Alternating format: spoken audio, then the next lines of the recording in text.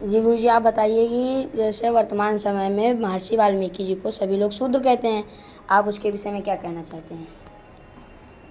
हाँ, मैं आचार्य शशिकांत दास, हनुमानगढ़ी, अयोध्या, आज आप लोगों के सामने लाइव हुआ हूँ। और इस लाइव होने का एकमात्र उद्देश्य यह है कि समाज में जो अनेक प्रकार से विभ्रांत कुरीतियाँ उत्पन्न हो गई हैं, जो लोग अल्प ज्ञान के कारण सुनी सुनाई मनगढ़ंत बातों को सुन करके और उसका सारगर्भित स्वरूप तत्व को न जानने के कारण अनेक प्रकार से संशय और भ्रमों में पड़ करके अनर्गल प्रलाप कर रहे हैं। तो विषय यह है आज का,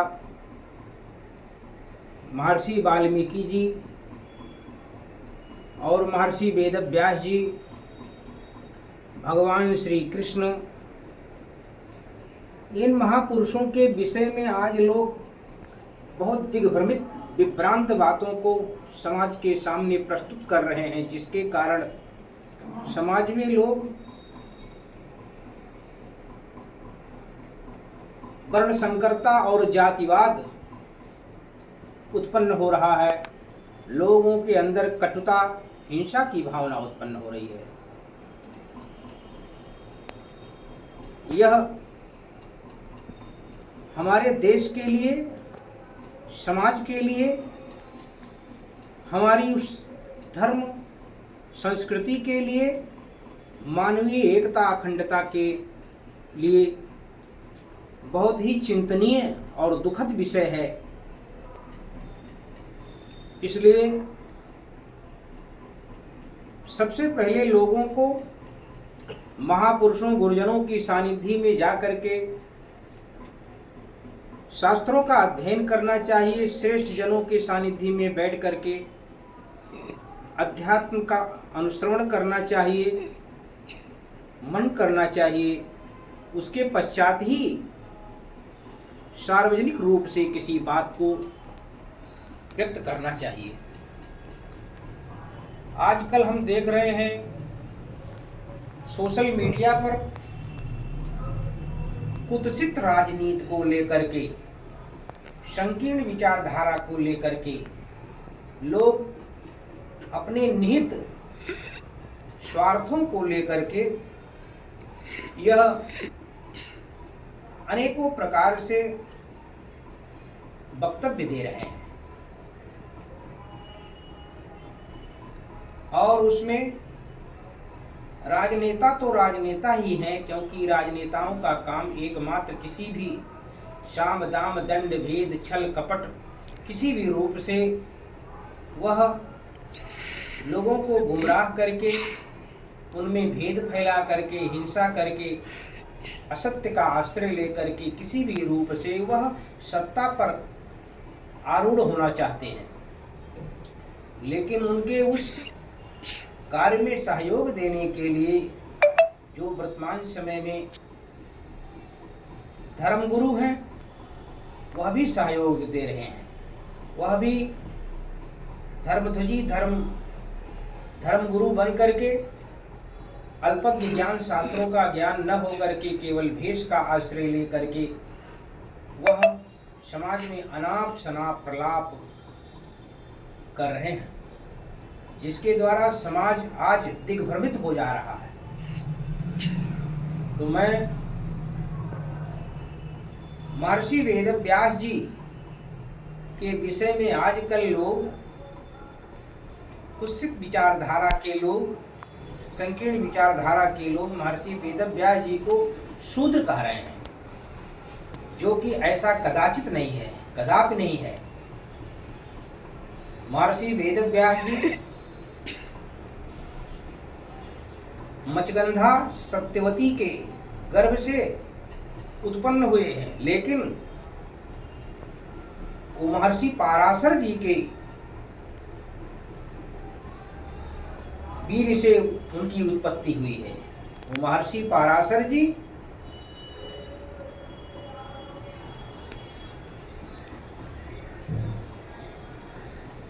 वह ब्रह्मर्षि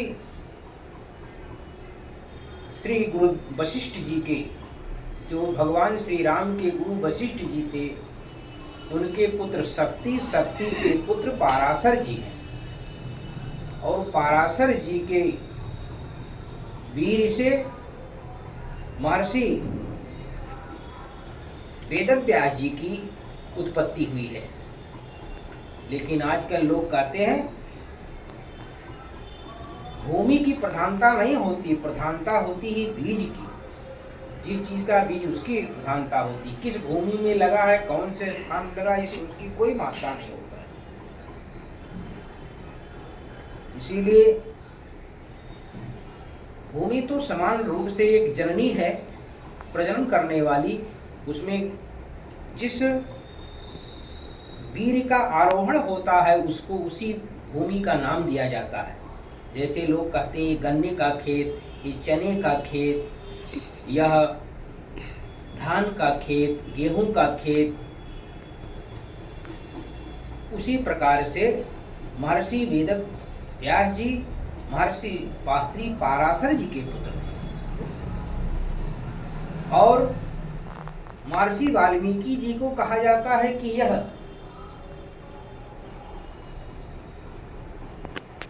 सुपच्छ, जिसे वर्तमान समय में भंगी के रूप में लोग कहते हैं सुपच्छ, वह सुपच्छ नहीं थे।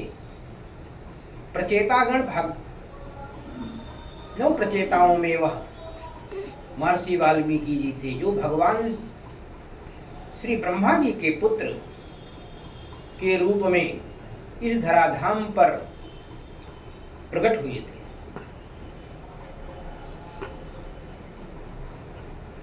ब्रह्मा जी के पुत्र हैं महर्षि वाल्मीकि। जिस वाल्मीकि की बात करते हैं लोग कि वह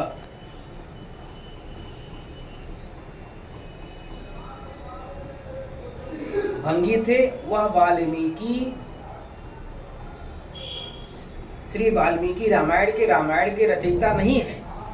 वह वाल्मीकि तो द्वापर में भगवान श्री कृष्ण के समय में युधिष्ठिर के राजसूय यज्ञ में जो मार्जन का कार्य करते थे और भगवान के परम भक्त थे।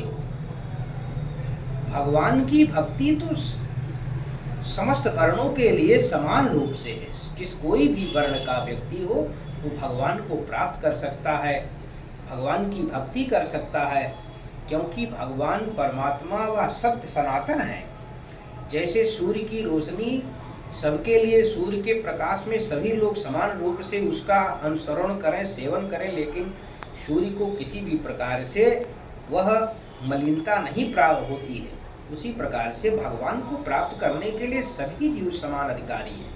लेकिन लोक में जो कर्मकांड विधि है वह सबके लिए अलग अलग व्यवस्था है।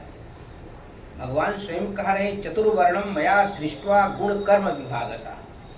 लेकिन वहीं पर यह भी कह रहे हैं कि सारे जीव मेरे द्वारा ही उपजाए हुए। तो विद्या विनय संपन्न ब्राह्मणे गविहस्तिनी सुनिचय स्वपाके च पंडिता समदर्शिनः। यहाँ समवर्तिना नहीं कहा गया, समदर्शिनः शब्द का प्रयोग हो गया। समदर्शिनः का तात्पर्य यह होता है कि जैसे अपने शरीर के साथ व्यक्ति गुदा के साथ अलग व्यवहार करता है, गुदा में हाथ लगा करके, और वह भोजन नहीं करेगा, अपने शरीर का ही अंग है। नाक में उंगली डाल करके वो भोजन नहीं करेगा।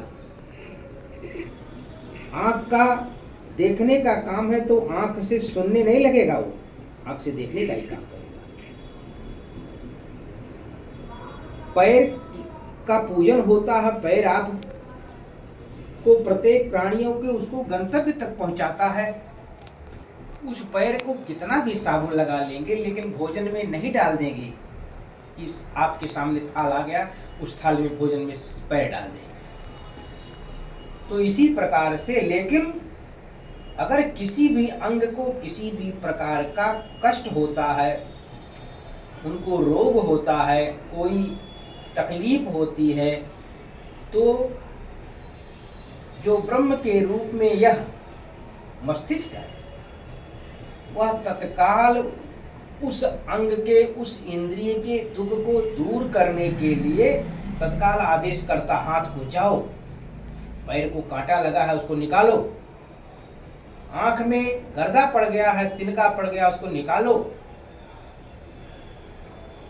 गुदा में दर्द हो रहा है, जाओ उसकी सफाई करो।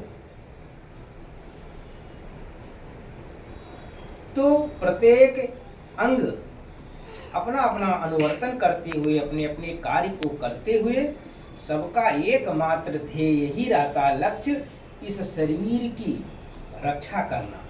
और इस शरीर में कौन है? इस शरीर में परमात्मा का निवास है, भगवान निवास करते हैं, चेतना रूप से परमात्मा निवास करते हैं प्रत्येक वस्तुओं में, प्रत्येक प्राणी में।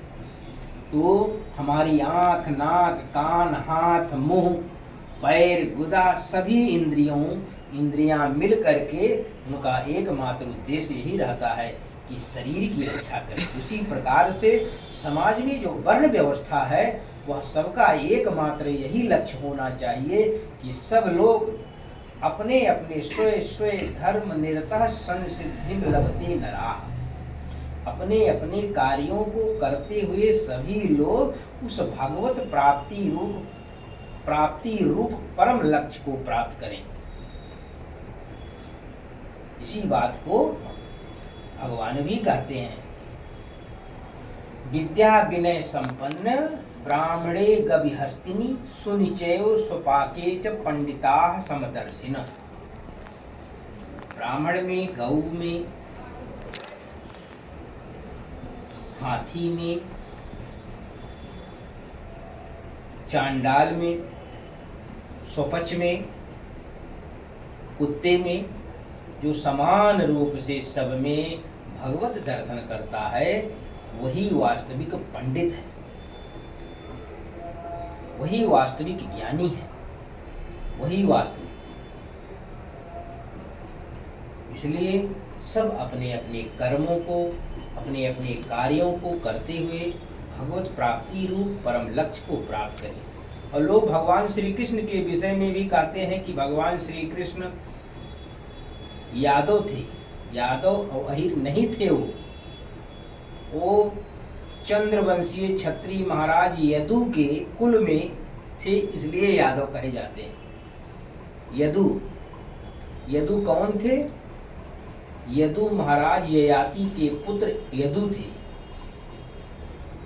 महाराज ययाति के पुत्र यदु, और यदु कुल में होने के कारण वो यादव कहलाते थे, यदुवंशी कहलाते थे, यादव नहीं, यदुवंशी। वो देवकी और वसुदेव के पुत्र थे, उनका पालन पोषण नंद के यहाँ हुआ था।